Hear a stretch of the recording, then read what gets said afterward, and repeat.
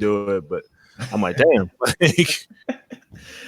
All right, I am live right now. We are live on Twitch and on our Facebook fan page group and stuff. Welcome, ladies and gentlemen, to our Pressing Buttons, episode 8. Me and Tyrell from Around the Geek podcast. Talking about Last of Us 2, part 2. How's it going, man? 2020. Pretty good, man. Saving up your money for that PS5, son? It's set to the side. Let me say that it's I have to hide it from certain eyes, but it's set to the side. Let me ask you this. All right, so 2006. Did you buy a PS3 for $600? Because I did. No, sir. I can talk about this now. I'm not sure how familiar you are with Baltimore, with Maryland, but there used to be a store called Power Gamer. Yes, I do remember that. 4 different locations. I did not buy that at day one. I waited and was able to get a system from Power Gamer for $350, and was the 60 gig backwards compatible with the SD card slot, all that crap on there. I wasn't getting something into it. They didn't have anything that even warranted to even spend $600 when it came out. Yeah, I ended up getting it. I was in the Air Force at the time, and I bought it. I bought it for Tekken 5 Dark Resurrection because they were coming out. It came out digitally because I was going to get a PSP for it, and then Namco, the fucking bastards that they are, just out of the blue, right before I was about to get a PSP for it, they was like, "Oh yeah, we're putting out Tekken 5 Dark Resurrection on a PS3." Dude, okay, I guess I'll pay the $600 for it, and I paid $600 for the PS3 and bought it. And if I'm not mistaken, that was like the first online fighter for PS3 at the time. Maybe the only. Jeez, yeah, I remember. It was that Modern Warfare, Call of Duty Modern Warfare, Stranglehold, the John Woo game with the analog stick. What am I thinking about the Jet Li? Yeah, it was the analog stick to duck and dodge and stuff. So yeah, you had those things happening and stuff. But yeah, I just figured I asked you that because, like I said, I'm knee deep into building a gaming PC. Computer that we're using right now to stream this is like lucrative adventure going for you. Going good. I mean, it's what happens when we had this coronavirus and you're able to save money and stuff and not spend money like that. So it's like, hey, I might as well do this now before this the cure comes out and stuff and we're back to normal and stuff and I have to actually save up money. I mean, I've been saving money, but it's like, hey, I'm sitting on a lot of money. I might as well do it now while it's how much money I've saved not eating, going to work, because I was at home for like 3 months, like just eating what was in my fridge, just going to the market. It's amazing how much money you save when you realize, like, man, I really was eating out a lot while I was at work. Damn, that's horrible. I had to look at my bank account to make sure they wasn't making a mistake. I was like, no, I just wasn't spending money. So, but yeah, me and Tyrell are here. Talk about The Last of Us Part 2. It's been the controversy started when leaks of it popped up on Reddit, and I mean, at least for me, I never bought into the idea of the leaks just because I don't really take stuff from Reddit with a grain of salt. I take it with a grain of salt, honestly. That's just me. You didn't go back and look at those. Were those even legit? Part of it. Okay, so here's what happened. There were some of the stuff in the leaks were true. Majority of the stuff wasn't true. Okay. So that's really how it was. But as with anything, people just kind of ran with it and was like, oh, hey, this is what's going to happen in the game. Fuck this game. And then you play the game and it's like, it's fine. People and they feelings, boy. All right, look, I had time to let it marinate because I literally, I beat the game Sunday night. And I'm currently right now playing through New Game Plus because I missed some things during my initial playthrough. Everybody else that were easily missed. Yeah, I mean, you know what? And the thing is, I wasn't even rushing it. I saw a lot of people that rushed their game and beat it like in 2 days. Me, it literally the game came out, the week before last? Yeah, it took me a week. Yeah, it took me a solid week and just whatever and stuff, getting through the game and stuff. And the game is long. Like there's times where you're thinking, all right, I'll play a little bit of the game, and then all of a sudden it's like, Jesus Christ, how long is this chapter? Right. I actually had to look to a walkthrough. I'm like, man, I didn't want to look ahead, but I was like, okay, how many parts in this? Oh, geez. I mean, basically, it's just, and I let it, I gave myself Monday playing through to let it marinate and stuff. And my mind is like, I was sitting up there saying initially, I give it a 7 out of 10. I'm sitting at a 6.5 out of 10. The reason why I might as well start off with this, right? So, because I know that's the reason why people watch this stream. They're watching the video because they want to hear about the controversy and stuff. I think on both ends of the spectrum, in terms of the negative, a lot of people overblew the negative stuff, and they were really looking at the wrong things to complain about the game. I can see that. And then on the positive side, I think people overpraised it, like, 10 out of 10 masterpiece. I'm like, it ain't a masterpiece per se. I mean, the gameplay is great. It's just the story is really the point of contention with the game. Like, everything else about the game is fine. The presentation, the gameplay, the sound, the music, it's fine. Like, there's nothing to really knock it and stuff. It's the story. That's the crux of where the issue lies in the story. And at least for me, before I kick it to you, I think the issue lies in the fact that they didn't really make me want to care for Abby. And I think personally, if they wanted to make me care about Abby, they should have did a thing where during different parts of the chapter, I play as Ellie and then I play as Abby.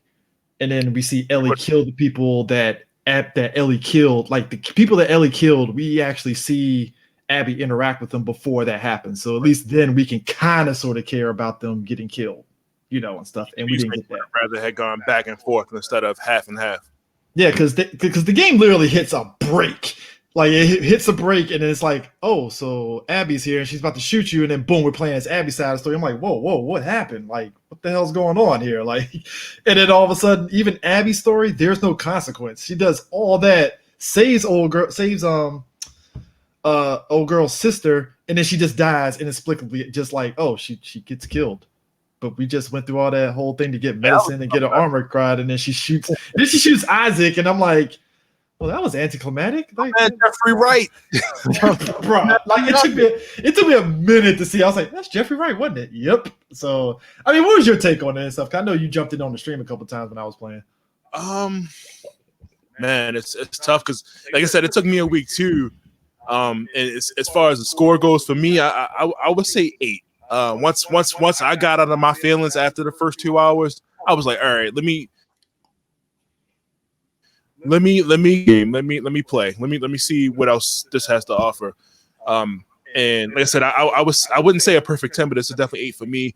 And mainly take points away, mainly because of the pacing. Like I said, some of it was just, man, like, and the complete different flow from playing with Ellie to Abby. Like, I played completely different when I got to Abby. Like, I just went straight shoot, go to the exit when I got to Abby. I wasn't even trying to sneak, and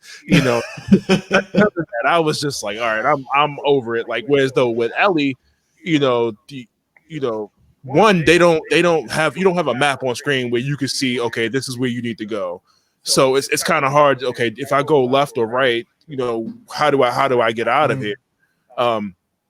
So like I said, mainly the pacing issue, but obviously after I finished the game, I've gone back and jumped into the comments to see what people were talking about and stuff like that. I'm like, you can't be serious. Like this, I can see if you could say, hey, the gameplay or the music or the graphics or something, hitting one of the 5 points of an actual review for the game. Other than, they killed your favorite character, so now the whole game is shit, 0 out of 0. Or Ellie's gay, ooh, like let's come on, bro. Like, it's 2020. Like, and that's my thing. It's like, I saw a lot of people sit there and say, Joel, hey, what's up? No, I saw a lot of people sit there and say, like, hey, what's up, man? I saw a lot of people like, oh man, Joel died. He didn't deserve to die. I'm like, Joel was a horrible person in that first game. Everybody in that game was a piece of shit. Because you look at the first game, right? I sat there and I was like, because I was thinking about it because everybody was like, Joel deserved better. And I'm like, well, hold on. Okay, let me think back to the first game. All right.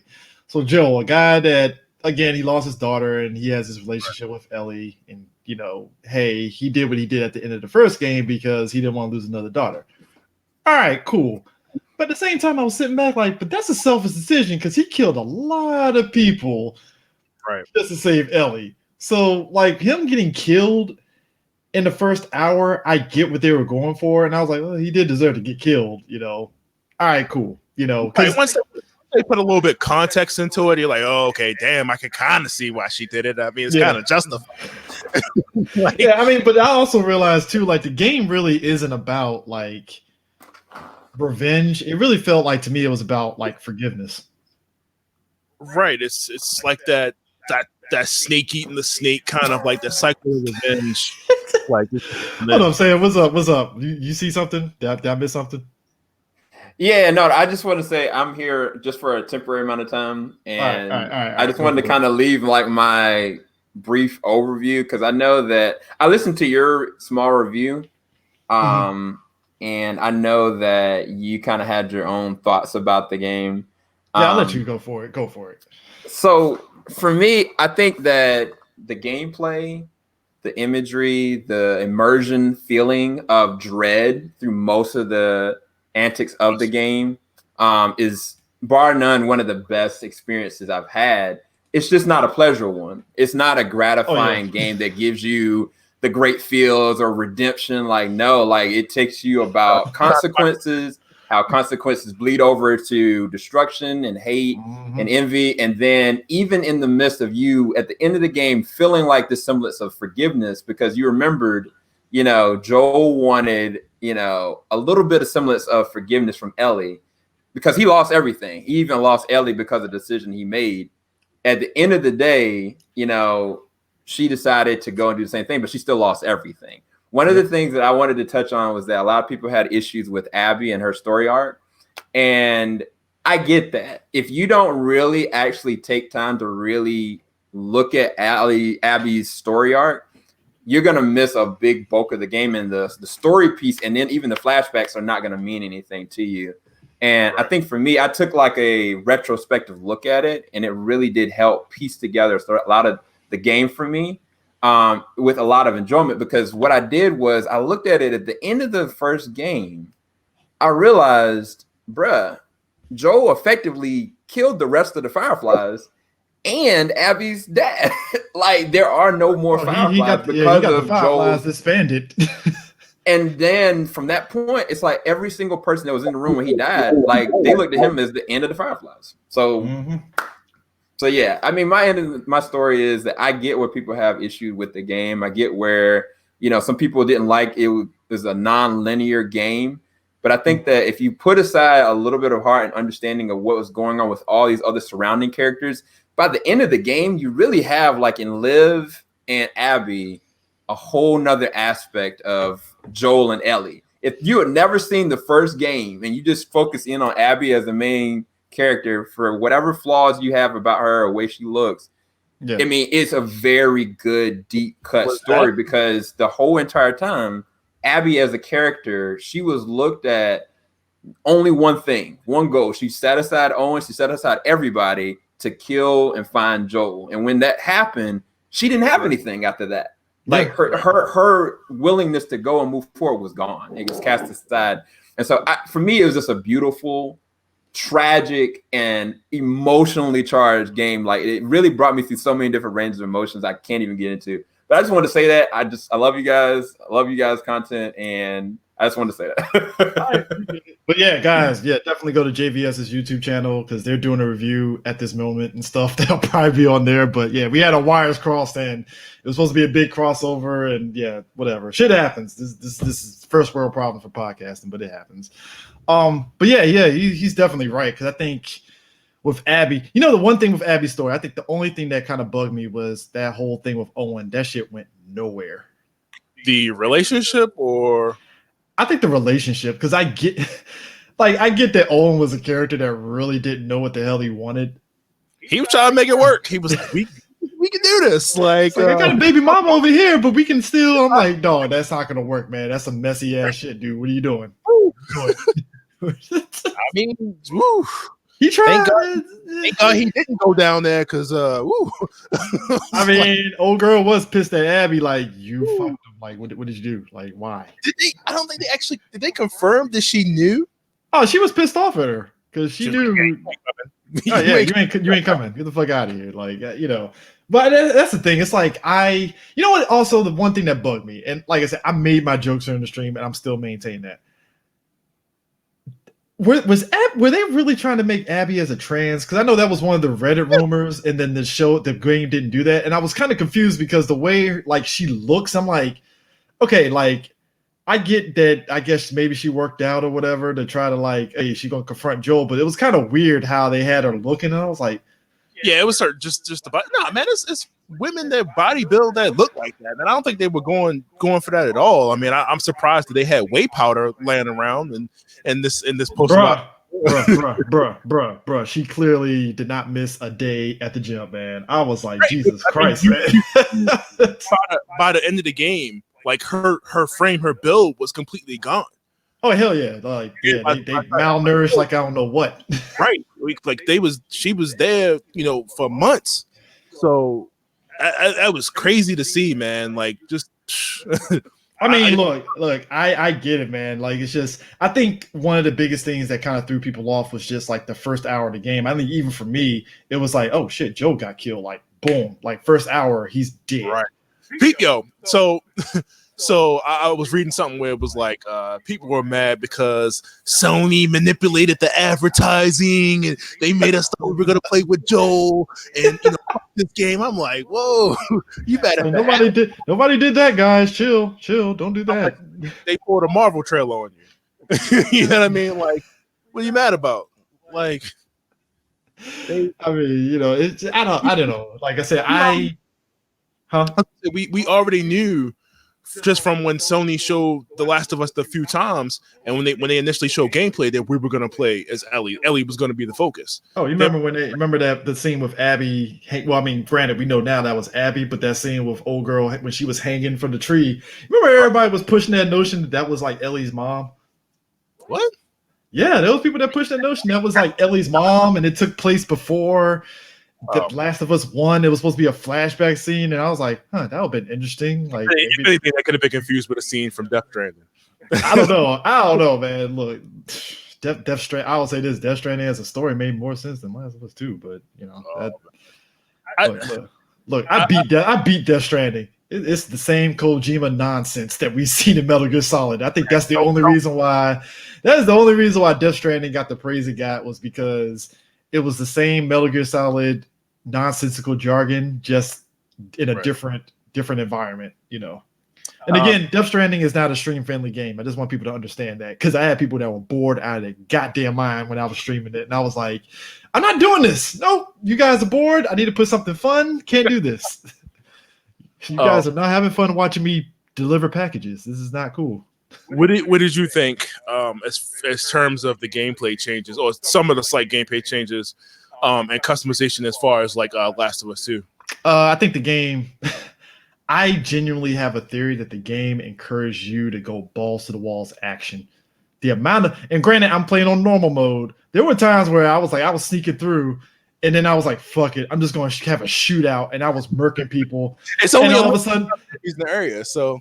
But the thing it was like I was having a shootout, and then all of a sudden I'm collecting the ammo. I'm like, this game is really encouraging me to go nuts. So I'm thinking I'll probably end up playing on a harder difficulty and seeing how that plans out with all like the upgraded stuff, to see how much of a difference that is. So I'm pretty sure, and I've heard a lot of people say it is like a stark difference once you get to harder difficulty, because I played the first Last of Us on the hard difficulty, and it's definitely a challenge. That game will literally be like, oh yeah, you got to go stealth. You got to have all your stuff upgraded and really like, all right, make every bullet count, because you miss, you ain't going to be able to get another bullet until like later on or something. The second one definitely gives you the option to do either or. You don't have to kill anybody. You might have to just choke one dude out to get past to the door, but you don't have to kill anybody. But that's if you know where you're going. It's a speedrunner's dream. I definitely can't wait to see the speedrun for this game. Now that if I go back to play the second time, I know exactly where I need to go, who I need to sneak past, and what I need to do. Those freaking dogs didn't make it any easier for me, but I would say this, like the game, for all of its intent to try to make you feel bad that you kill people and stuff, it's like I like killing people. Hey, let me go ahead and use these exploding arrows. Bam! I'm like, yes. everybody had a name, including the dogs. Man, they try to make it bad. Like, oh my God, Steve, no, Steve, he got stabbed. I'm like, okay, Steve got stabbed. That's cool. I stabbed the dog. I don't care. I just kill both. Let's go. Like, bit me one time. I was just throwing cocktails at the dogs. Like, I mean, yo, what's gruesome about it is that like you'll get a gun and you'll shoot the leg off somebody and you hear them screaming agony, like, ah! I'm like, all right, cool. Let's go. I don't care. Like, I think a lot of the build up towards this movie, I say movie, might as well say movie. But the game was just them overemphasizing on how it's going to make you feel. I'm like, just play the game. Like, if you feel some sort of way, cool. I mean, don't get it twisted. It's a depressing ass game, especially on Abby's front when you get down the line and you're seeing that death cult like kill people the way they're doing stuff. And I was more. The funny thing is, people Lois of low key. And that's kind of why I was disappointed in how Isaac got taken out so quick, is that when you're as Ellie and you're picking up all those papers of people, like basically of different people's perspectives of how the wolves took over and stuff, you start realizing like, yo, the wolves really ain't shit. No. And it was and they say that once Isaac took over the wolves, it went a completely different direction. Yeah, it was like you guys are no different than the soldiers that you guys were pissed off at in the first place. Like, in fact, the soldiers are looking like the good guys at this point, the way you guys are acting. Same thing with the Seraphites. Once that the woman leader they had died or whatever, they went a completely different direction too. And I think that the game does an excellent job of showing each one of these factions has a different view on what's going on. You know, the Seraphites, the wolves, Ellie's side. Everybody is giving you like the Walking Dead perspective. Everybody's just doing what they do to survive. I mean, I think Jackson is the only place that everybody's actually even killed. Yeah, decent, because everybody's just like, yo, we just trying to live. Like, right, we got power, we got food, we got crops. We don't really need to kill each other for this. Like, it doesn't look like the wolves' intention was to like come in and like take over like these territories or anything like that. Because if they obviously, I mean, Jackson wasn't that far away. If they wanted to take Jackson, they could take Jackson with the men that they had. Yeah, but I mean, it felt like the wolves at the same time, though. It kind of was that whole you either with us or against us. Like, because I mean, especially down the line where Isaac was like, "Yo, it don't matter who's in the territory, kill them." And I'm like, "Yo, like you're not even gonna give them a chance to maybe join your side. You're just gonna kill them." Shit. Okay. Right. Damn. That's one of the things too. Like they didn't even give Abby like two seconds of questioning. Like they was just like, "Oh, you a traitor." Like, yeah, like who's that kid behind you? Kill him. And I'm like, whoa, like, can we question you? Like, what's going on here? Like, oh, she was gone for a day, throw in jail. Whoa. I mean, real talk. I ain't gonna lie. I would say the section, real talk, of them on that island and the wolves and the Seraphites fighting each other. I want to know how that shit ended. To be honest, that was I was more interested in that. Like, yo, okay, so it's like, because number one, Isaac got shot. I don't know if he's dead. I'm gonna assume he's dead. Clearly. Yeah. You know, so now it's like, okay, so we have a power vacuum now. So who is leading the Seraphites now? Because that leadership is done. The leadership with the wolves is gone, but I don't know if all the wolves went to the island. So it's like, where does that leave that faction? You know, and then you got this other faction in California that just came out the blue. And I kind of, to be honest with you, I wish they were a part of the main game too. The other side they didn't show. Yeah, the one that came like the last 2 hours of the game, that been kidnapping people and making them slaves. Like fake fireflies. Yeah, basically. You know, I was just kind of like, I wish they were part of the game to kind of be like the third wildcard faction that's like kidnapping people instead of like, oh, you gotta join one or the other. Like, no, we're gonna kidnap you and take you out of here. So it's funny how both Ellie and Jesus, I can't think of her name. What is her name? Abby. Abby. Both Ellie and Abby were inadvertently helping each other or saving each other, because Abby saved Ellie not once but twice. Like, hey man, let it go.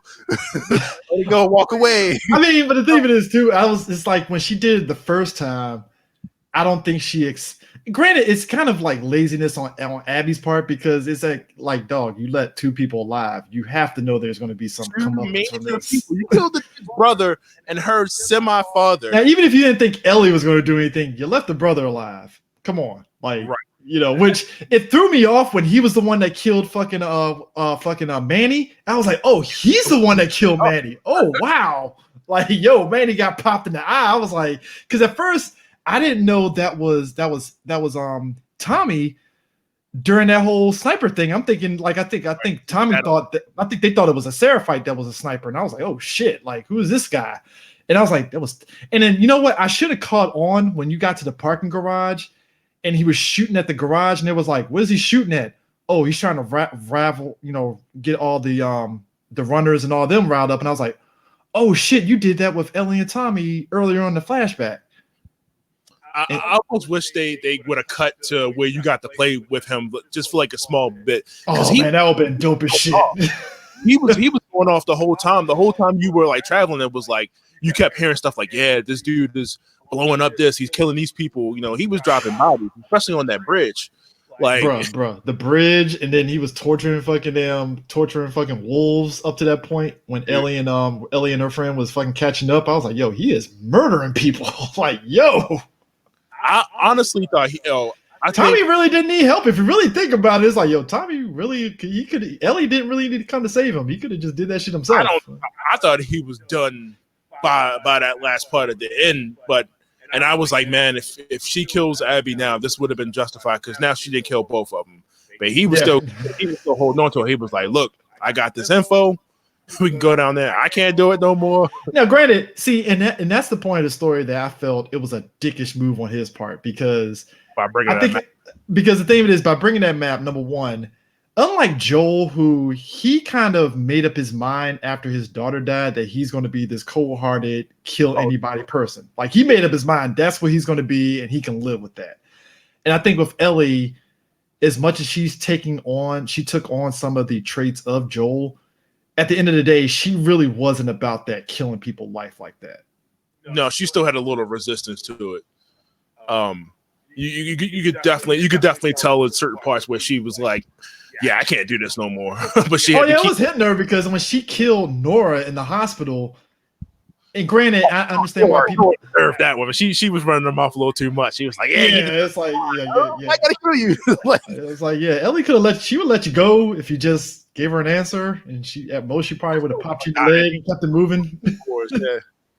But you had to sit there and say he deserved to die. I'm like, bro, that wasn't your fight, man. You should have just been like, hey, I don't know where Abby's at. She went north. Boom, done. But she came back because she hit her with the Batman torture scene that they didn't show. I wish they would have showed it. I mean, some people say they wish that was a choice, but I was like, you know what? I think that's a situation where I like that the game just stuck to it narratively. Just stuck to a narrative. Like, no, you're going to do that. And I get the aspect of, again, that was a scene where it was like, you got to feel bad that you murdered her. I'm like, no, you understand why Ellie murdered her because, like you said, she was popping off. Right. The game is the game, man. Funny thing is, like, Owen was like, yo, we ain't got to do this. We can check back. You know what I mean? We don't have to do this. We have to go back here. Like, this is not. Girl having sign up for this. Yeah, let's go. She was like, nope, jump down the mountain. Let me go with this. Let me do this one-man army. I mean, Abby was the one that was sitting up there saying, hey, we just go over there and torture him. I'm like, that's not going to go the way you think it's going to go. Like, come on. Like, I was thinking to myself, like, if that coincidence of them actually meeting up while Joel was on patrol, which we already knew. Yeah. If they didn't meet up, how was she going to get to him? Was she just going to sneak in there, blow his head off and run out of Jackson? Like, how was that really going to work? It was a six-man team. Like, my thing was, if Joel never sat there and said his name to her and stuff, would she have went into actual Jackson proper? The look on my face, like, please say your name or something else. Because at first, because you know what's funny? I saw the leaks, right? And I saw the scene. I didn't see the scene where he initially told her name is Joel. I saw the scene when they all got into that room. And Tommy's like, yeah, my name is Tommy and this is my brother. And that's when Joel was like, Joel. And I was like, oh, Joel, why did you say your name? And again, you're seeing that out of context of the previous scene where he already said it. So at first I was like, God damn it, Joel, what the fuck is your problem? But then when you look at the scene before, when he was trying to calm her down, like, hey, my name is Joel, blah, blah, blah. I was like, okay, that makes sense. And again, a lot of people were saying that was against who Joel is. I'm like, no, that makes sense that Joel would actually say that because he doesn't know this person. But at the same time, he's helping them out. So he's just like, yo, my name is Joel. I'm trying to help you, trying to calm me down. Here's what we're going to do kind of thing. And it's like, okay, that makes sense. So it was just weird to me seeing people focus on the things that's like, you guys didn't really pay attention to the last game instead of the things that really matter. Like you said, the pacing. the pacing was just like Jesus Christ. Like it goes from okay, we're playing, and then boom, flashback. There was a lot of flashbacks in this damn game. I mean, I don't feel like the flashbacks were unnecessary. But like I said, it was just the pacing of the moments where like, man, I gotta sneak through this, I gotta get through this. Like A to B with like the length of certain scenes was just super long. Like I'm like, okay, because I mean, you could have probably shaved like 5 hours out of the game with certain scenes. You probably did at least. But yeah, man, that scene, like the moment he said his name, I had to press the options button and pause it and come back to the room because I already knew what was about to happen. Oh, I didn't expect her to shoot her kneecap. I was like, oh shit, she shot that motherfucker in the knees. Like, oh. And like, yo, and her whole squad was looking at her different. Like, yo, you ain't had to do him like that. I mean, we knew you were gonna get revenge, but goddamn, right. Like, holy shit. Like, somebody else, we ain't had to do him like that. Like, come on, when we start torturing people. I mean, but you get it though. I mean, like I said, you get it because let's be real, eye for an eye. Joel technically didn't have to kill her dad in that fucking operating room. Could have just shot his ass in the knee and just took fucking Ellie and kept it moving. I would have done the same, but he was like, nope, bam, bam. I'm like, oh shit. Like, so I mean, crazy scene, man. Like I said, I mean, the whole cycle between them two, man. Like one just leading to the next, and Ellie had Dina, and that whole situation. She was just like, no, I'm doing this. I'm packing up everything, and I'm leaving your shit in the room, and the house is empty. It's yours now. I'm like, god damn. Right. That I'm just.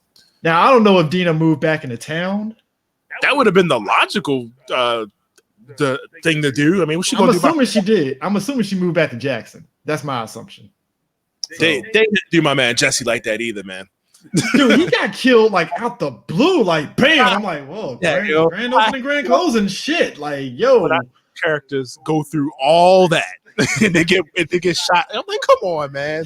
Got shot in the face, like bam. I'm like, whoa, Jesus Christ, what is going on here? And I mean, you didn't even get a moment like, I mean, granted, you got a moment like, wow, Jesse got shot, and his family, clearly didn't blame Ellie and and Dina for it. It was like, no, we get it, shit happens.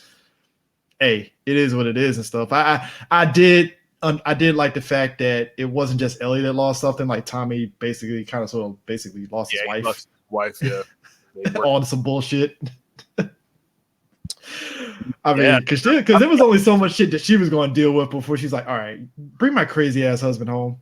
I'm guessing that he was kind of going through the same thing as Ellie for real, because he was also I don't know if he was knocked out or if he saw it, but I'm assuming that he was probably pressing his wife, like, can we get some guys together and go after this chick? You know what I mean? I got the info.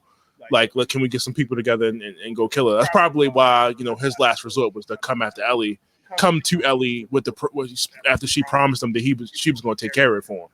Yeah, I mean, but the thing of it is too, it was just kind of like I said, Ellie was pretty much the only character you really cared about, and even to the extent that once you got to the end, like you understood why she stopped doing that because she had that flashback. Because the reality is, at the end of the day, that whole conversation that she had with Joel. That pretty much book that's kind of like basically at the beginning. Timeline wise, it lines up with the beginning of the game before that dance and that whole thing happened. I thought they were gonna cut that scene. I was like, man, they're not gonna show that scene. They show they show it right at the end. And I was like, that's a weird place to put it. Like, all right, I guess. I mean, you come into the game like the conversation about last night and about what happened with the kiss and everything, like that. Yeah. But I'm happy that they did that prologue like that. I think that kind of like evened it out a little bit. The whole conversation with her and Joel, and that also shows why she was so fueled to get her revenge, because like, okay, this was her trying to repair that relationship after that conversation that she had with Joel after he had told her what he told her. Yeah, I mean, because she never really. I think at the end of the day, she just never got a chance to really say, hey, I'm sorry. I'm legit sorry. Like she said, I don't know if I can forgive you, but I can try. Right. Yeah. I can't forgive you for not letting them kill me. Ooh. Which I mean, that's true because it's like, you didn't really give her a choice because she really was like, yo, I want to die. If this is going to help people, give me that choice. And right. She never got the chance. And now it's like, there's nobody in the world that can do that. And I mean, I don't know. I think a third game can definitely kind of repair whatever issues folks had with the game that was legit. I mean, I just don't know what story you can tell in the third game, to be honest. Will not being a playable character.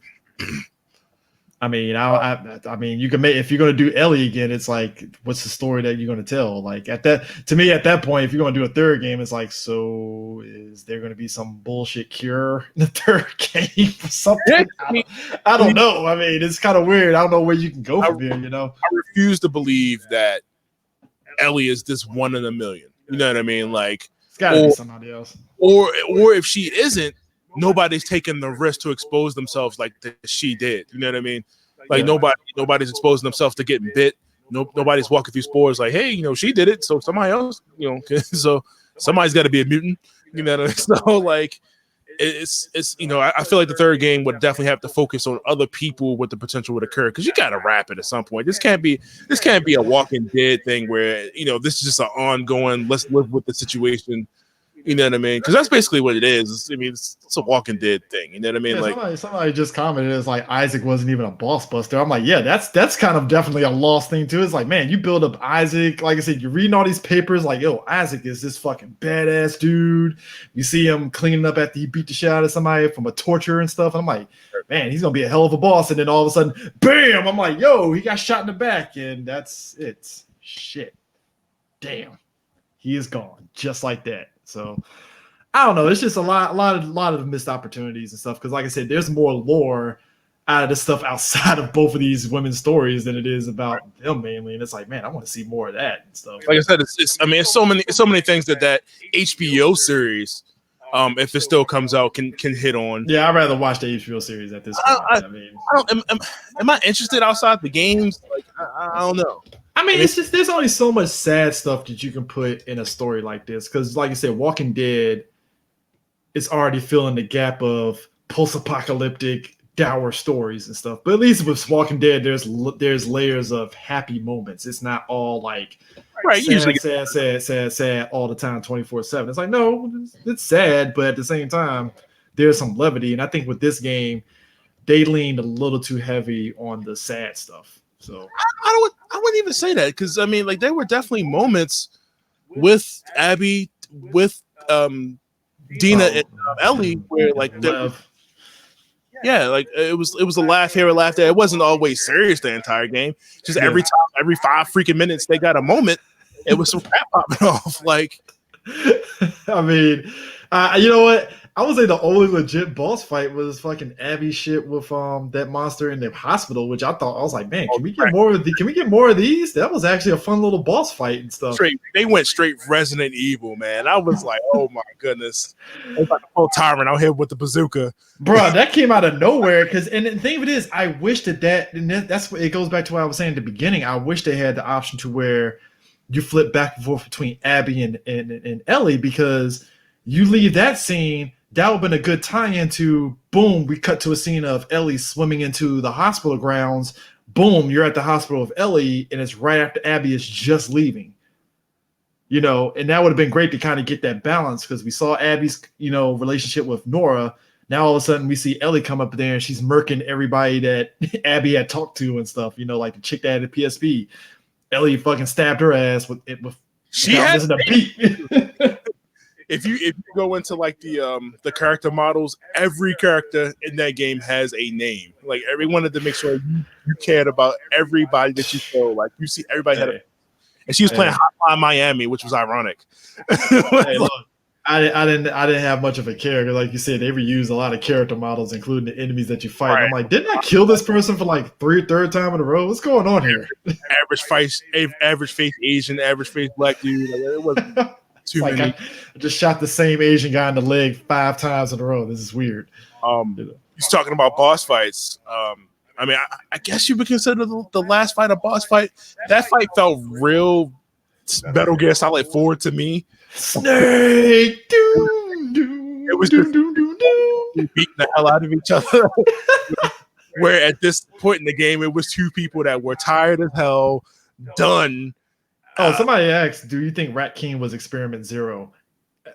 Look, It can't be put this way. I would say this. I don't know if Rat King was experiment 0. I would say, to be honest and stuff, you know what was weird about the Last of Us world is that a lot of these fucking creatures are just experiments by accident. Like you think about the bloaters, right? The runners, the new ones, the fuck was it? The fuck was the name of the new ones? Stalkers.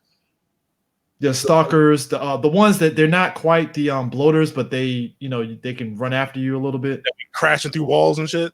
Yeah, so you got the bloaters, and then you got the ones under the bloaters. I think all of those are just a byproduct of just evolution of like this whole the longer thing. They're exposed, the longer untouched they go, the more they get like they turn in like bloaters and so on and so on. So, I mean, I think that creature in the hospital, the Rat King, because I think that's the name of the creature, right. That just felt like that was just an amalgamation of like, because that basically was a combination of clicker, stalker, just everything in the bloaters combined. Yeah, shamblers. That's what it is, shamblers. It was a combination of all of them combined into one. Because you remember when you fight it, the stalker automatically like peels off of it. And then once you kill the main monster, you got to go after the stalker, which, funny enough, I found out that you can actually fist fight that thing and kill it with your fist. That was fun. I tried to kill him like right then and there, but he was so freaking quick. I think that was on purpose and stuff, but that whole scene was creepy because, like you said, that was Resident Evil vibe like a motherfucker. Like that shit's coming after you and stuff. And then I would say the death animations for when you get killed by them was actually pretty interesting. Yeah, tear your old body apart and shit. Yeah, hold up, but animals were never encountered before, though. Yeah, that's the weird part. Like, it seems like I don't know if animals are any affected by the fungal. I don't think they are. I mean, it doesn't seem like it. Just because I mean they're still eating a lot of livestock and stuff in the wild. And they're using livestock, the horses and stuff like that, which they can easily be exposed. So I mean, I don't know. It could be over. I mean, because we only been in we've been in all of Seattle in the second game. The first game we were in Boston, and then we went in generic wooded area through the course of this cross country trip. But then we finally hit, was it Wyoming or whatever? What was it, Colorado? They hit before they got to this. West Colorado, yeah, Colorado that they hit and stuff when they got to the end of the first game. They were straight walking it, like they were straight taking. I don't know how they were getting from state to state. Like horse, whatever. Well, you remember at one point they got to a vehicle twice, right? And it crashed twice and stuff because when they got to their friend, they got to their friend that had the town full of booby traps, which I thought it was an interesting callback when Ellie told Dina about that. Like, I met a guy that had a whole town full of traps. It was crazy and stuff. Yeah, I definitely walked through those tripwires a couple times. I hated those tripwires. It caught me like 2 or 3 times. I was like, okay. Those tripwires were a bitch and a half. I don't get the point of that. I mean, again, I get that angle of it, but it's like, what was the point of this tripwires? This is weird. But you know what? It wouldn't surprise me if they did do a third game where we find out that there is a group of people that are doing experiments on them. I mean, because there's got to be somebody that's doing experiments on these creatures. It almost seems like, because when you go to that last faction at the end of the game, they were like keeping them in chains and stuff like that. They were like leaving them up. Like they wasn't killing them. They was like leaving them chained up. It seemed like it was for torture, but yeah, you might be right on that one. Which, by the way, you can unchain them and let them loose on the people. And that. You can. Yeah, you can. You shoot the chain or just unhook them. No, you just go up to a press triangle and it just lets them loose.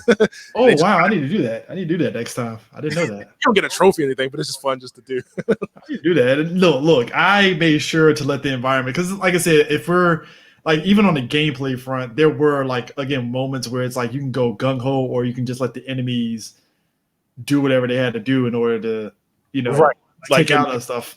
In the subway, man, you throw a bottle when all of them go loose and kill all the soldiers. You could just run straight to the exit.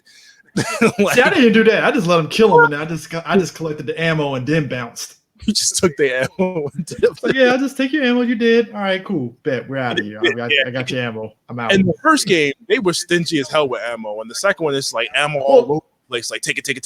Like it's you constantly. I think it's just a difficulty because everybody is saying when you get to the harder difficulty, you have to ration your ammo. Yeah, you have to ration like the ammo count. The amount of stuff that you can actually recover is down. So it's like you really gotta like play it straight up like, all right, do I go stealth or do I go there? And granted, with Abby, it's OG Last of Us because you got to make shivs. Right. Which that threw me off because I'm used to Ellie and her knife where it's just like, oh, stab, done. Or she could just crack your neck with her arms. You probably don't even. See, Abby clearly, like you said, she on that powder. She out here just breaking dudes' necks like, boy, she eating that spinach. Bruh. Look, man, listen. When you upgrade her and you can actually rush down people and straight kick them in the face and instant kick them, I was like, yo, what, man? Listen. I did that a couple times on New Game Plus so far, and I was like, this is fun. Just bam, kick them in the face, and we're done. I mean, like I said, they improve on the game, but I just felt like, and they're saying they're not going to do DLC on the game, which I'm kind of. I don't see where it would benefit to do that. I mean, the only way they would, if they did DLC, let you play with Tommy. Tommy perspective would be interesting. That would be wild because you just sniper rifling everybody, killing people along the way, and that would be actually pretty interesting. Let you like work your way up with Jesse. Yeah, did they imply that Jesse and Tommy were working together before Ellie met up with them? He had just caught up to where they were. He didn't catch Tommy until that part where he brought her back to the aquarium.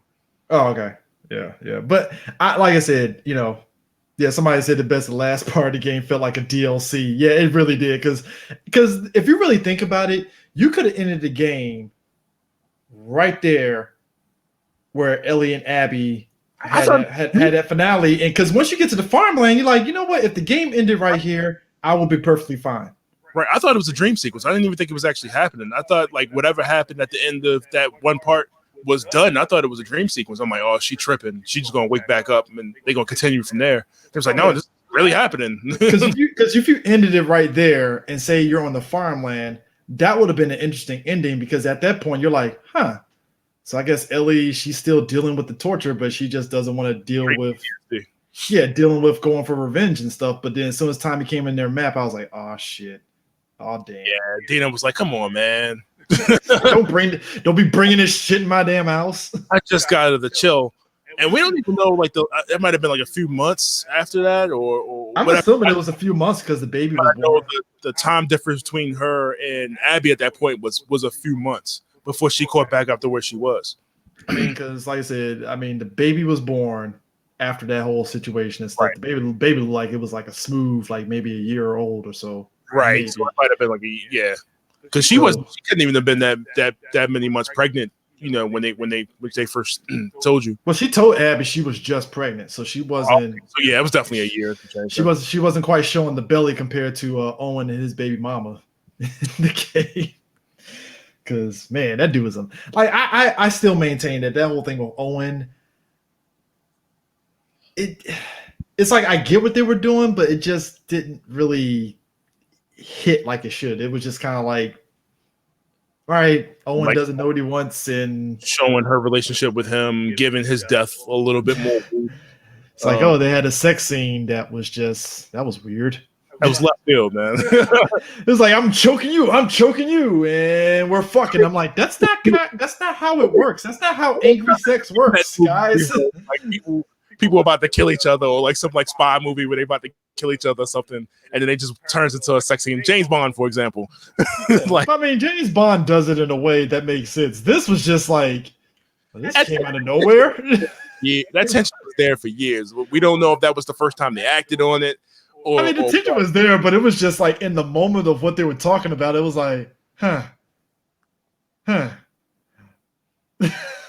See, you ain't shit. See, Tank ain't shit. He was like, was Abby's whole section just exist so they could have a trans sex scene? You know what? You ain't shit, dog. Look, she's not trans. I ain't gonna sit there and say she was trans, but let's just say there was like I said, that's why I say whatever they were trying to do in terms of the character design, it gave off trans vibes, and that's fine if that's what they want to go with. I have no problem with that, but it threw me off because I was like, was there a subplot somewhere that they just kind of threw off where she was supposed to be trans and they were going to address it, but they just didn't? I'm confused. It's not the case at all. I just think that she was just a built female That just happened a little, yeah.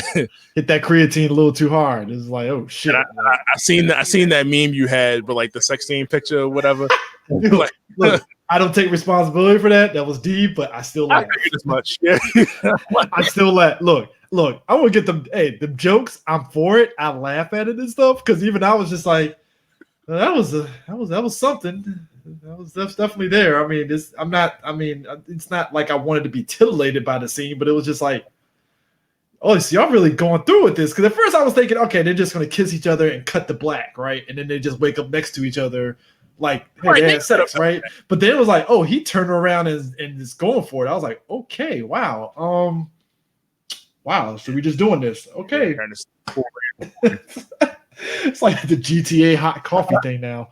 I think it was weird. It's like the way they positioned her. Yeah. Like her chest. Like, it was just a little weird. I think that's why people were kind of having the vibes, but no, I'm pretty sure she was 100% female. Like, hey, look, cool, man. It's just as soon as he turned her over, I was like, oh, so we're actually showing this. Yeah. I was like, oh, okay. Hey, progression, I guess. Okay, cool, fine. All right. I mean, it was clear as day with the Seraphite character. They were trying to push that. Yeah, because she implied that she was right. They weren't making it. Her mom wasn't liking it and stuff because of the choice. And I'm like, but this is Seraphites. They were trying to make her the bride, so that makes sense. They were trying to push her off. Right. Yeah. So it was never indicated with Abby, none whatsoever. Yeah, that was strange. At least the Seraphite that made sense, and it was kind of unfortunate that she had to kill her mom because of that shit. And I was like, damn, that sucks. I can just imagine because they actually have to have people in mocap render these scenes. These are real people, by the way, folks. You think fictional people? They mocap these guys. Like the girl playing Dina, that's what she looks like in real life. And I was like, oh, okay, cool. That's not her voice, but that's the girl that plays Nora. Yeah, she's an All American. She's what's her face's girlfriend. The dark skinned chick's girlfriend. She plays her girlfriend in that in All American. What's the show on CW? Yeah. So I was like, because I saw the face and I'm like, she looks familiar, and I'm like, okay, Chris, this is a fictional game. What she doesn't look like, and then when somebody was like, oh no, they mocap the actual actors' faces, I was like, I've seen that face before, and that's when I was like, oh, that's a chick from All American, and then all of a sudden I looked down at the cast list, I was like, Jeffrey Wright is Isaac. How the hell did I not catch this? They snuck a lot of people. They put some heavy hitters in this game, man.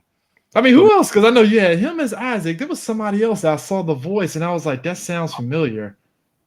Pull up this because I had it up. I was looking at it earlier, the IMDb for it.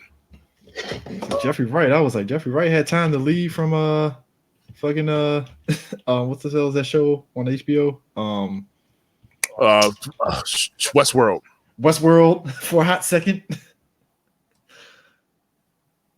Granted, if you're just doing voices and stuff, that makes sense. Apparently, Logic was in this game. Oh no, I believe it. I think he was one of the he was one of Abby's crew. Small Bobby Hall. Yeah, he was one of the dudes that because I know I seen the actual film, like an actual character in the game. Yeah, I seen him and stuff. Yeah, they had some big voice actors like play like just side characters. I mean, Carrie Walgren, Kurt Thornton, of course Ray Chase. Oh yeah, dude that played El Chapo in Narcos. Yeah, he was Manny. Yep. John Eric Bentley. He's an actor, right? No. I think he is an actor. He's been in a bunch of movies. Yeah. He was. It just says additional voices. Yeah, of course, Steve Bloom. I mean, how do you? I mean, as soon as I heard the voice, I was like, "Oh, Steve Bloom." Yeah, hey Steve, what's going on? Well, I think the biggest like well-known TV star on here is Jeffrey Wright. Yeah, I mean, it is what it is and stuff. But they definitely went all out on this game and stuff in terms of getting the say that. Hold up, what? I say that. Hold up, he said I say that because you don't even see Ellie's chest, and we've grown with her for nearly a decade now. To be clear, I really don't want to, but Abby gets for what? Just felt like a message they were pushing. That's the thing. I don't even know if they were pushing a message. It was just like throw a sex scene in there for shock value. Because let's not get it twisted. there are some developers that, because this whole game, if you really look at the people and the developers talking, like was it Neil Drummond? That's his name? I think the director. The director. Yeah. He was really, Neil Druckmann. He was really pushing this whole idea of like, you got to feel bad for killing. We're really trying to hit people on an emotional level. And I'm like, okay, dude, I get it. Like the first game did it in a very natural way to where when the emotions hit, like when people died, like the brothers, where the younger brother got bit, it didn't say anything. That was a fucked up moment. Right. That scene was tough, man. That was tough because they got away from everything. Everything was fine. And it's like, oh, he got bit. And now the dude got to kill his brother, and he don't know how to deal. That was sad. That was a legit sad moment and stuff. And like everything in that game, even the DLC with Ellie, where we clearly saw this is where she kind of figured, hey, she's a lesbian and stuff when she had that relationship with her friend and seeing her friend get killed. So we understand. And there was like a little subtle moment in the game in Last of Us 2 where they're coming through a Halloween shop and she was like not a fan, and it's like, oh, because her and her friend were in a Halloween shop in the last game and she got killed. Yeah, I see why. But you saw those emotional beats, and Druckmann was really pushing his emphasis in this game. It's going to hit you emotionally, and I'm like, all right, man, you're really kind of emphasizing too much on emotions instead of just letting the game be what it is. That's why it's like when you're trying to make me feel guilty for killing a dog, and I'm like, why that specific dog? Because up to that point, I killed like 6 dogs, tops. Those dogs had names, bro. You're terrible. You had to kill those dogs. hey, those dogs earned every bit of those explosive arrows and 9mm pistols to the face. I'm just saying. You're terrible. You're terrible. Them or me. Them or me. All right. That's why I'm like it's like all of a sudden, you remember in Metal Gear Solid 5 when you had to go through that part with Snake and you had to kill everybody because and at the Outer Haven. Snake. yes. Snake had to kill everybody that he recruited because they got, I guess they got poisoned or whatever because of leeches or whatever and shit. And then the game was like, oh man, you got to feel bad for, you had to kill them and stuff. And I'm like, I guess I'm supposed to feel bad for them because I got all their dog tags, but I don't know these people.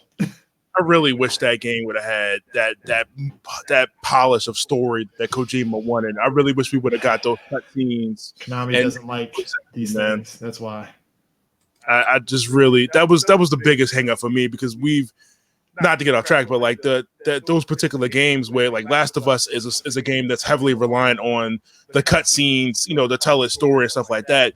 And Metal Gear from Solid was a big game that was heavily reliant on its cutscenes and stuff like that to tell its story.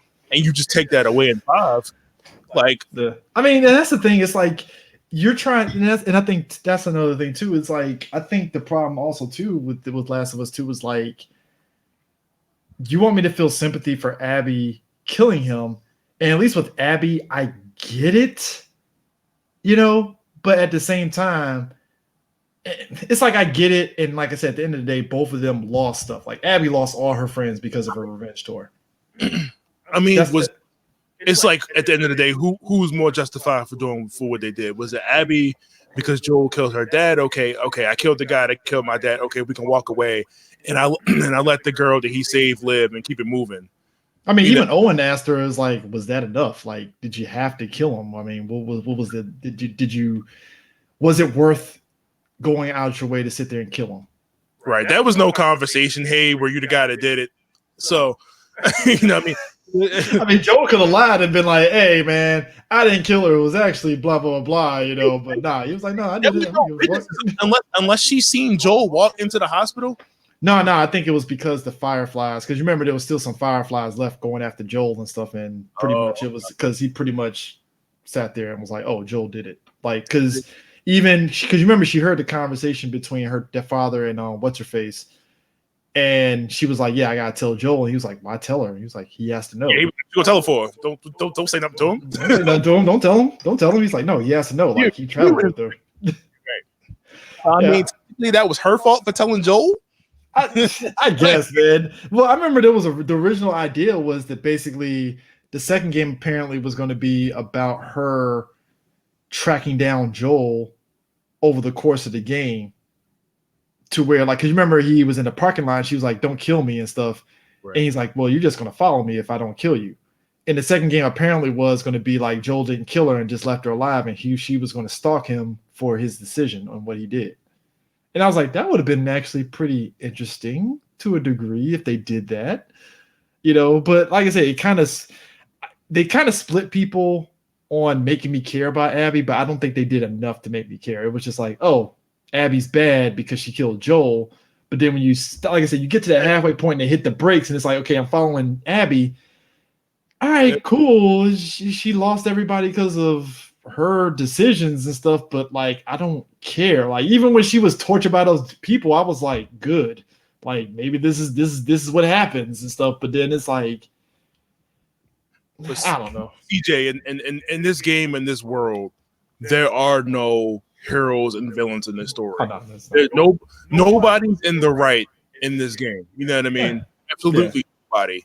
Like they're just straight up killing people, like, you know, because they're either in the way or they have the potential of being killed. There are no heroes. So for you to say that Abby is the villain, no, I'm saying that's the perception at the game. Yeah, that's the way that she's supposed. That's the way she's supposed to be perceived until X point in the game. But she's definitely not the villain. You know, Ellie's not the hero. You know, like I said, everybody in this game is a piece of shit. I mean, like I said, except for people in Jackson, and like I said, that's what's kind of interesting. Yeah, because they're all hunting and patrolling and killing people too. So I mean, hey, look, we don't know if they kill people. We just know they kill people, and they got bigots because apparently old boy does not like lesbians kissing at his town. We got wholesome people here, people. It's a family event. We don't want kissing. I'm like, hey guys, it's two women kissing. I don't think kids care. Mad at Joel for stepping up. I don't need you to help me after what you did. Hey, they had that conversation, but no, but like I said, I think, you know, I think it was the aspect of forgiveness. It was forgiveness, honestly. I think that was what they were going for. Because like I said, at the end of the day, despite Ellie helping out Joel in the first game, killing and stuff, it was interesting in how in this game that she realized, like, yo, she ain't about that life. She is. Like killing, like even though she felt in her heart of hearts leaving Dina there, she felt in her heart of hearts it was right for her to go there. In the grand scheme, it was like you really didn't have to go there. You could have just let it go. Because, and then that's why I say it was a dick move on Tommy to be like, "Come on, Ellie, go ahead and get this revenge for me." And I'm like, "Come on, dog, you could have just did the shit yourself. Your wife left you. You might as well just went on ahead and did it yourself." Dude lost his whole eye and could barely walk. Yeah, because I think he got shot on the side of his head. I don't think he got shot clean in the head and stuff. So I was like, oh shit, like he probably lost. I thought he was done. I'm like, oh, gotta kill him now. Nah, but then lost motor skills. Once you see that he survived, I think it kind of kills some of the sting from it. You know what I mean? Like, okay, he lost some motor skills on the right side of his body. So it's like, oh, there was a sacrifice for doing that shit. So you had that coming. Got this comment that says that either the black models were either the help or the enemy. bruh. Isaac, the main black bad guy. I was like, God damn, like dog, like he got fucking murdered. Man, look, doing what they thought they were doing was right. Look, if they're gonna do a third game, I think they have to kind of like go on a very optimistic turn. Because you know they're gonna do a third game. Let's be real. When they did the Uncharted series, they made 5 goddamn games. I didn't expect them to make 5 games. They made 4 Uncharted 4, and then they did Lost Legacy, and those were like fire games. I loved each and every one of those games. So I'm like, they're gonna do Last of Us 3. You gotta justify it, because I think in the second game, it kind of sort of justifies a sequel, but it really kind of drops the ball on certain ends and stuff. So it's like if you're gonna do a third game, I would get a different writer on board. Don't emphasize sad. Just make a good story that doesn't divide people and just make it straightforward. Some people would say the first story wasn't good. You know, people don't think the first story. They think it's overrated. They think that game entirely is overrated. It's not that great. You know what I mean? Hey, you know what? You're right, because a lot of people felt that way about the first Uncharted because, you know, it got a lot of praise for it, the single player aspect. I love the first Uncharted. It's clear. I mean, obviously, it's not as good as the second one. You know what I mean? Like it's just not the second. Not very quick. Yo, but I will say the first one does go by pretty quick. Right. If you know what you're doing. 8-hour game, maybe. I mean, I remember playing through it. It took me like damn near all day. So that was like 12 hours. That was 5 minutes. that was a smooth 12-hour experience for me because I was just shooting and trying to finish puzzles and all that stuff. But this one, I can't wait. Number one, I can't wait for it to see speed runs for Last of Us 2 because I've seen speed runs for the first game and it's actually fun as hell to see. Right.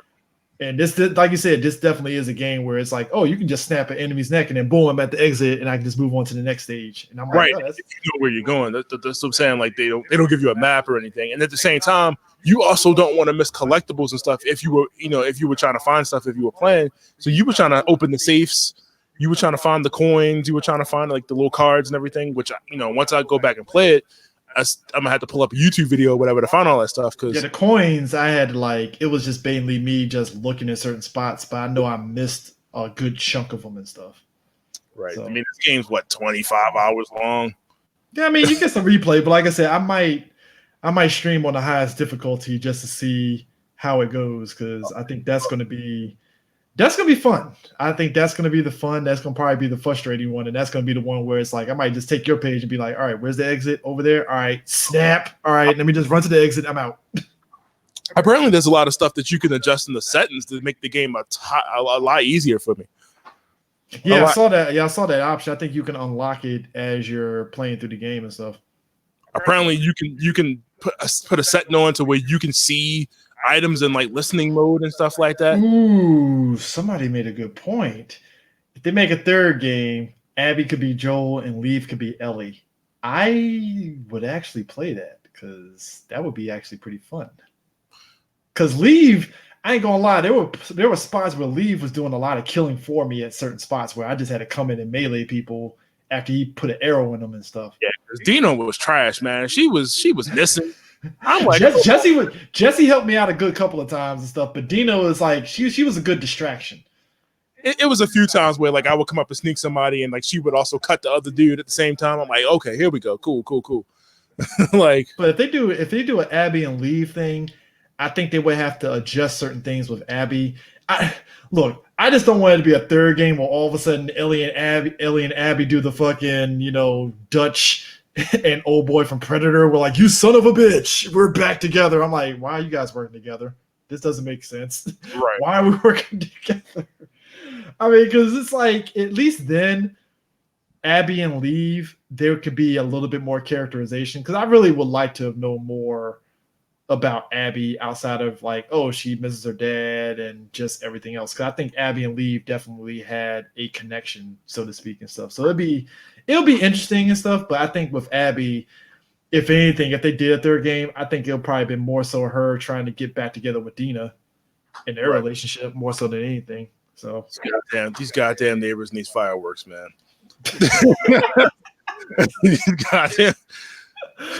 I think if they do a third game, I need them to make it like very GTA open world more so than anything because I like it. I'd be down for that because the open world like Last of Us would actually be pretty fun. I mean, the one section I thought they did with the downtown Seattle, I was already like, oh, okay, how much I got? I'm like, but it's a lot to miss there too. Like if you would have easily missed a lot of stuff if you would like sprinkle it with some enemies here and there and stuff. It would actually make it for a very tense. Like, hey, I'm going for items in this city, but I gotta deal with enemies roaming around a little bit. That would be fun. In the QZ, yeah, kind of like that and stuff. Because like I said, when you're in downtown Seattle, the enemies you face, they're in the buildings.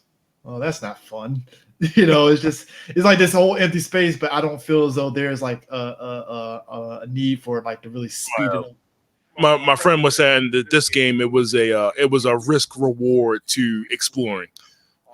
So like if you went off to go try to look for something, it was the potential of it being, infected there or whoever, you know what I mean. The more you seeked out stuff, the more chance of you getting killed. You know what I mean? But like I said, they get you a ton of ammo on normal mode. So yeah, that's why I was like, I need to really probably play it on higher difficulties to get a I didn't feel like idea of it and stuff. I didn't feel like it was easy because I was still dying on certain parts, or I would let myself die on certain, but I didn't think it was. See, I died on. There'll be a couple of times I died on stupid stuff because I was being all like, "No, we're going balls to walls. We're meleeing people." Because I had like a pickaxe and I was just one-shotting people in the chest. I was like, "Yep," and you're gone, and you're gone, and you're gone. I'm like, "Yes." Every time I got a melee weapon, I attached whatever to make it more durable and was just stabbing the crap out of everybody, dude. Like it's just like the only enemies that were like the one section that I would say was annoying was when you're going through the skyscraper area and you're going through the infected building with the gas mask and stuff. Oh, yeah. The fucking stalkers.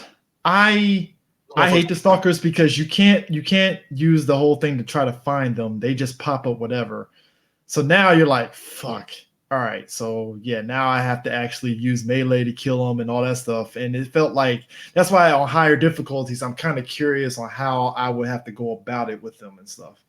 I love that Ellie is the commentary for the audience, man. When these motherfuckers pop out the walls or, you clear a room or check a room and they just pop a fuck out of nowhere. She's like, I hate when I mean, the telltale sign is when they have, because you can tell who's going to pop out with the genes.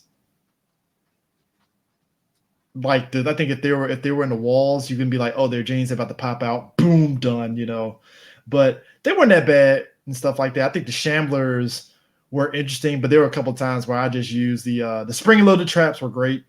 Yes. It sucked when they used against you when you're trying to fight Ellie. She was definitely catching me with that crap. I was like, come on, man. I mean, the spring-loaded traps were dope as hell. Just don't make sure not to put them when you're near an enemy because you get hit yourself. I got killed a couple times accidentally because of that, and that was my fault because I put it down and didn't realize the enemy was right there near me when I put it down, so it automatically just bam. I'm like, how the fuck did I get hit? And I'm like, oh, I put it down too late. Let me just put it down now and then run away. But those things are a godsend. I love them things. The pipe bombs are great. Please chase me. Yeah, please chase me over here. Bam. Those are great. The pipe bombs were great too. I cleared out plenty of enemies with that. Oh yeah, that's how I killed that Rat King, man. I just was crafting them joints like 4 at a time and just tossed them. Just shotgun. No, the incendiary bullets for the shotgun are great. I was so mad when I went back to Ellie and I was like, oh, I don't got the shotgun ammo. I want the explosive arrows though, man. That's like the best thing ever. Abby had a crossbow, dude. I want the crossbow. Hey, the bow and arrow upgraded is the shit. See, I didn't have enough parts by the end of the game to fully upgrade my bow and arrow. Oh, I'm playing New Game Plus, so once you get to the Seattle section, that's when you can upgrade everything and stuff. But you skipping cutscenes at that point, so. Oh yeah, trust me. I was skipping cutscenes like, all right, get through this, boom, boom, boom, done. So I am curious to see how the speed running for that game is and see who's going to break the game because the first person that breaks this game, Last of Us Part 2, is going to be great and stuff. But lastly. Somebody asks, how many times did you let Abby get killed on purpose for grudge shakes? Okay, low key, I kind of sort of let Abby get killed like 4 times. I wasn't trying to let Abby get killed. I was trying to get through the game at that point. I was like, come on. I mean, I wouldn't even say I got killed on purpose. When it got to the part where you got to the island and the wolves and then the groups were fighting each other, I got killed by like random pot shots out of fucking nowhere, and I didn't even see it happen. I'm like, how the hell did that happen? I'm like, oh. That one dude you fight on the island that would not die? Dog, how do you get your fucking whole side of your face peeled off and you're still trying to kill me? This doesn't make any sense. I'm like, this dude must have been on PCP, something they was taking on that island. There was no way. His whole face. Unbridled Negro strength. That's what that fucking shit the was. bottom of his face. And I'm like, yo. It's like, how are you alive, sir? He killed me a couple times because just on times where like I was just missing dodges. Like, I was over dodging because I wasn't expecting to be like the second or third swing to come. Man, I mean, but yeah, I'm sticking with my 6.5 out of 10. Like I said, it's not a bad game, but I wouldn't.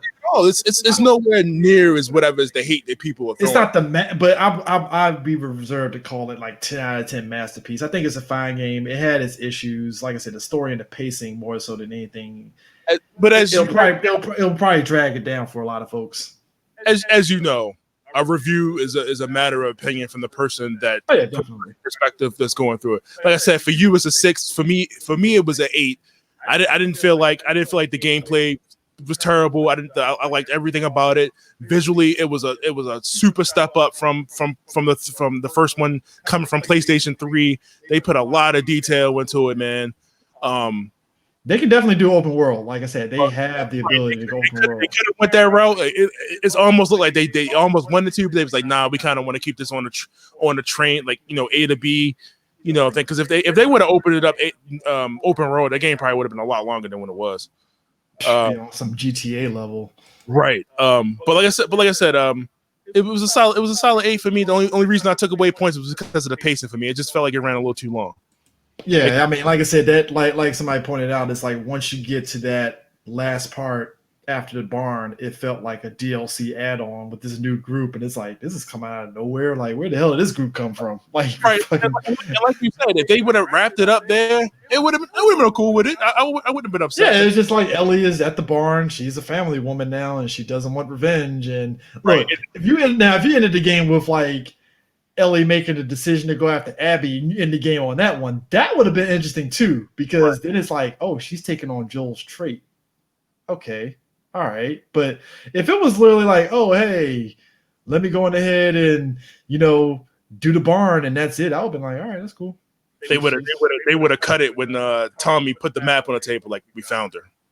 Part credits. Like, yeah, I mean, because like I said, they crafted a good gameplay and stuff. Because like I said, I'll take the gameplay of this over that. Because even the little details in the game was great. Like when you go to the workbenches and you upgrade your guns, I like how the guns visually change. Yeah, that was really cool. Something that's now bothering me now that I think about it. Where the hell did they get all that livestock from that farm from? Was it there when they got there? I'm assuming. Look, bad sheep and chickens. Jackson. At least Jackson, I understand it because Jackson became a full-fledged city, so they probably got some livestock and were able to breed some livestock in order to kind of breed it up. All right, cool. The Wolves, I'm looking at them like y'all had y'all had the New Orleans Saints Stadium, y'all had the Seattle Seahawks Stadium, and y'all had livestock there, and I'm like, I got a lot of chickens. A lot of stuff here. This is interesting. Just from how they set that world up, it didn't seem realistic for them to stay on that farm and not have. I mean, they literally said they weren't that far from Jackson, so I'm like, okay, the whole area is fenced off. So all right, there's nobody there. Somebody run up on you. It's just you and the baby. What you gonna do? Like leaving fucking windows open in the house. I'm like, who does that? Like this, yeah. not this. No, I'm just gonna have bars. Like the second floor, I get, but you gonna have to leave the window open in the first floor? No. I would have great sniper purchase on that second floor, son. Nah, man. I got look, man. I would have too much PTSD in that world to be leaving windows open on a barnyard. Yeah, sure. I got a fucking fence, but I don't trust it. Nah, man. We lock doors in this house. It's. I'm just reading this comment here. Like it's amazing how much direction matters for a video game.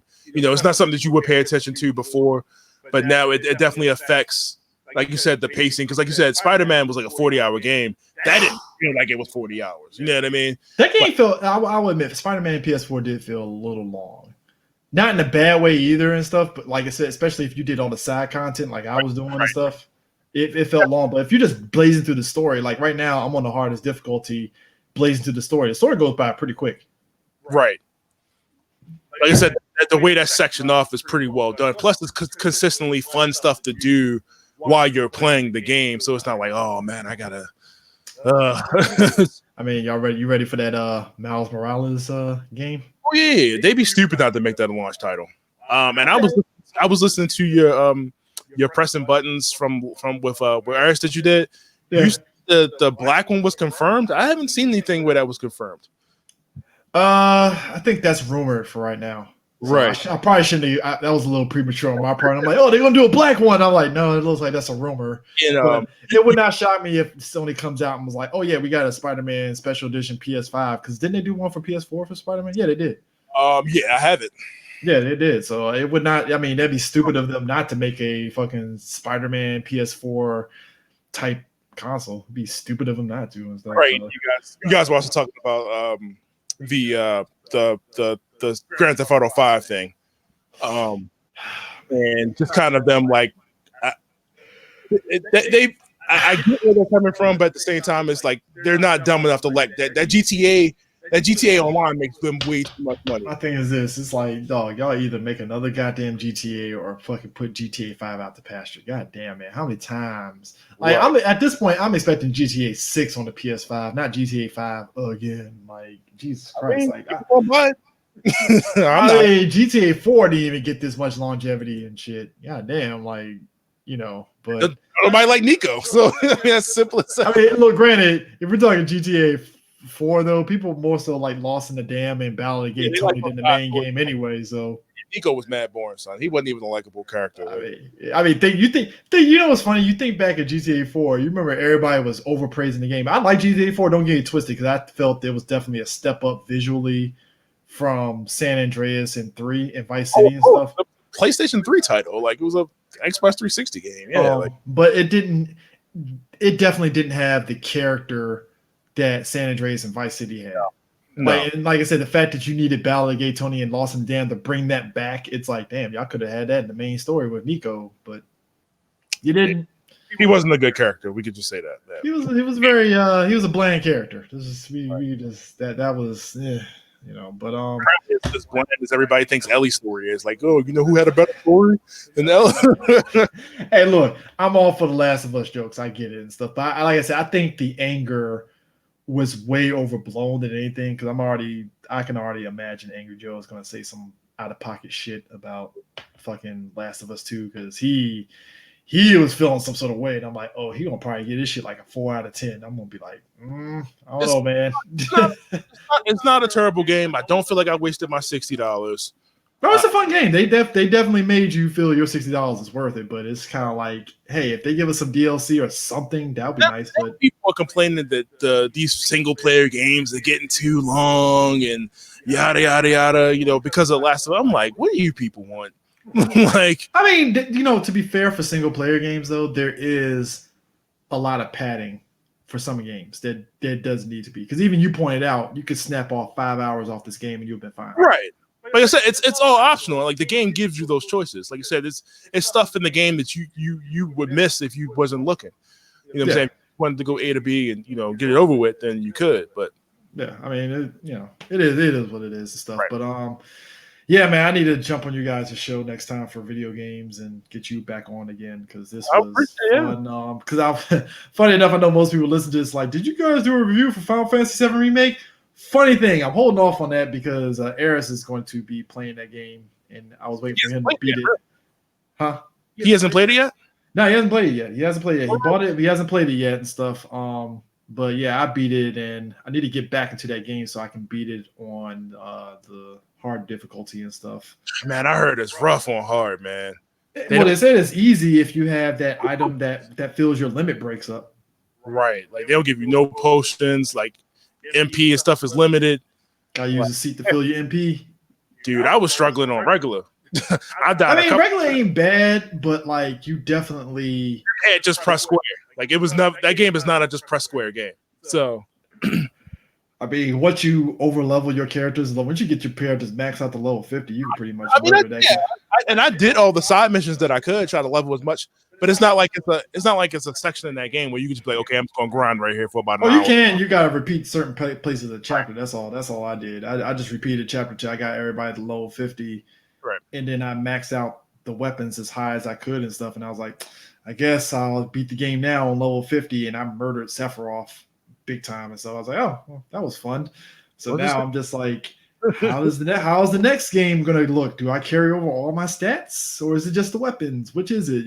So I feel I have to beat the game and try to at least platinum it before the next one, because Final Fantasy 15, I'm looking at it like I really need to get back into that game, because I think I platinumed it. Yeah, I platinumed it before the DLCs dropped and stuff, and now I'm like, okay, I need to go back to the DLCs and stuff, because I bought the first DLC for Final Fantasy 15 and beat it, and I didn't get the next 3 that came out afterwards.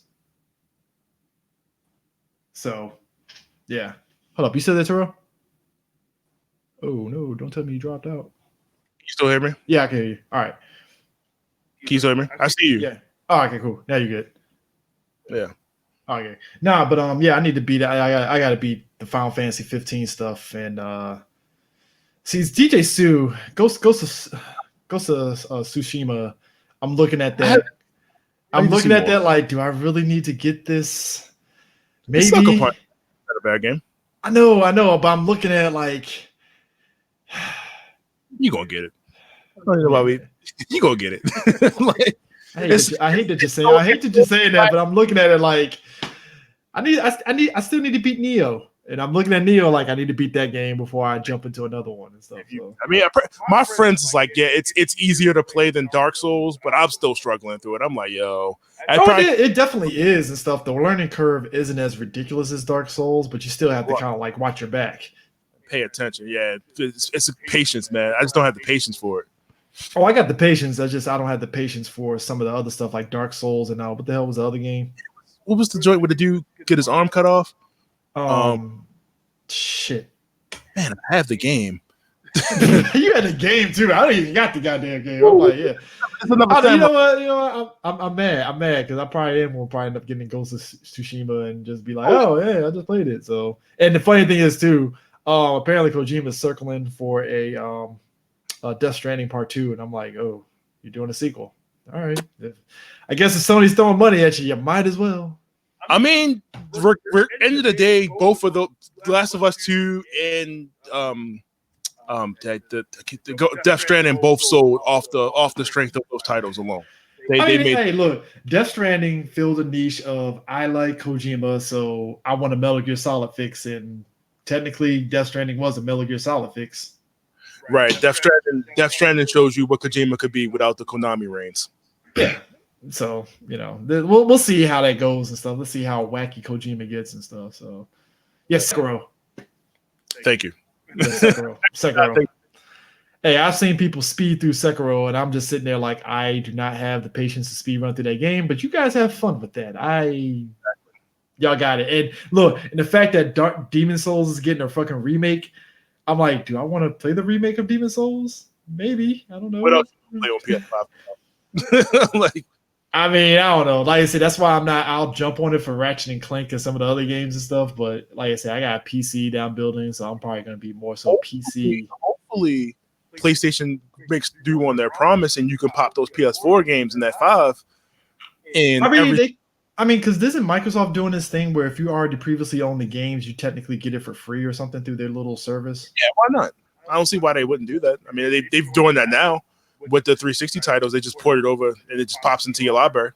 So is it just a situation of if you already have the disc, you can just get the game automatically or something like that? Yeah, I don't know about all that. Yeah, I'm pretty sure. Somebody said the process is kind of sort of like that a little bit, I guess. I mean, it's not like those games work as a product key and you plug it in as a one-time use. You know what I mean? I mean, I've never been one to sit there and feel some sort of way about backwards compatibility because I still got my PS3 hooked up, and the only reason I'm whatever about it because there's still a log of stuff that I want to play that I haven't gotten a chance to touch, and the PS5 is around the corner. I'm probably not going to get it like launch, but like a few months after, because the supply for it, those reserves are going to be disgusting.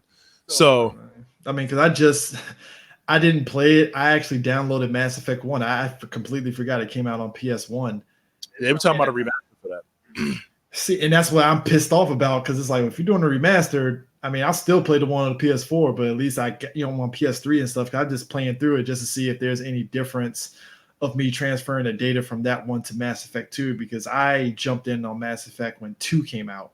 Right. So it's the best one. So I never played 1 to really get the decisions and stuff. I know in Mass Effect 2, you can kind of at the beginning of the game make little decisions that happen in 1 on who you saved and who you didn't in 1 and stuff. But some of the other stuff, I'm like, well, I kind of want to play Mass Effect 1 just to get an idea of what happened and stuff in certain instances. That way I can transfer it to 2 and see if there's any big difference and stuff. But if they're doing a remaster for PS4, I'll definitely be gung-ho and getting it and stuff. I'm still sad that Andromeda sequel is not going to happen.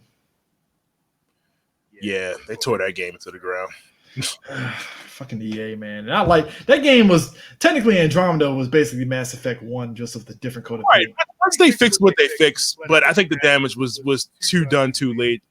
Like I said, I enjoyed it. I didn't have a problem with it. Oh, I had fun with it and stuff, but I understood like where the game got kind of monotone and just very one note. because you didn't feel like it reached the potential that it could have been.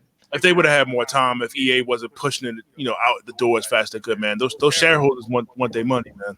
Oh yeah, because like I said, when you look at the story itself, it was basically just Mass Effect 1 all over again and stuff, especially with the bad guys and all that stuff. And it was just basically just a build up for this big story and stuff. But then, like I said, at the end of the day, you just kind of came away from it just on some like, all right, well, I guess that's it and stuff. Because I remember beating Mass Effect Andromeda, like that was it. That was it. Like, and it didn't help. Like I said, the multiplayer. I never cared for Mass Effect's multiplayer. That multiplayer in 3 was actually really good. 3 was fun. It's just, initially trying to get people on at the beginning was kind of a pain in the ass. But yeah, I didn't care much for the multiplayer, even when it was good and stuff. But they were really trying to sell you on a lot of stuff. They made a decision not to put multiplayer in the second Last of Us. They said that early on because the first multiplayer, the first one was really good. Oh yeah, my brother played the hell out of that one on the first one. Like, it was funny. I had bought Last of Us and I was playing through it, and he was like, "Hey, let me," he wanted to try it out, so he was playing it, and all of a sudden he was playing the multiplayer. And him being a person that's really big on Call of Duty, he loved Last of Us. Like, a bunch of my friends on my friends list had Last of Us. He's like, "Man, your brother's really good at Last of Us multiplayer," and I was like, "He plays a lot of team-based stuff." I mean, it is what it is, but yeah, man, thanks for joining in on this review. It was fun. Yeah. Very much fun. And thanks for everybody joining in on Twitch and Facebook. Thanks, Tank and Eris, for commenting and stuff. Eris. Yeah. I think it was Tank. Tank was the one that's been shooting us the comments and stuff, because for some reason on StreamYard it just says Facebook user. I'm like, all right. But anyways, yeah, that is it for pressing buttons, and we will catch you guys later. Peace. Yeah.